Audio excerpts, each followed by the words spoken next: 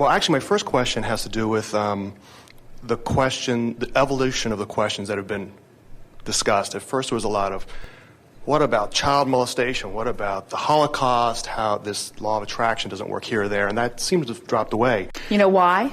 We never give a satisfying answer.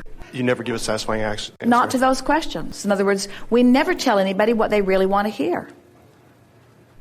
In other words, we say you create your own reality. Right. Period. And then they say, but what about bad things happening to other people? And we say, they create their own reality. Right. And then they say, but why would anybody create something they don't want to create? And we say, because they don't know what they're doing. Right. They're offering vibrations that they're not paying attention to. I think people eventually got that. I kind of promised I wouldn't ask this question, but I'm going to anyhow. Who did you promise? This is it. I've mentioned to people, and they said, oh, don't. But this is a quick one. Why do dogs risk getting bugs in their eyes, sticking their heads out of car windows? Well, tell your friends that you have asked the most profound question that has ever been asked. And you have given us an opportunity to give the answer that we have been waiting a very long time to give.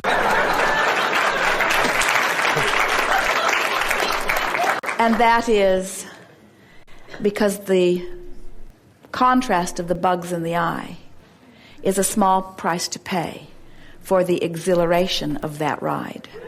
And it is exactly the same way you felt when you made the decision to come into this physical existence. It's exactly the way you felt when you knew there would be contrast and you said, the ride is going to be worth it.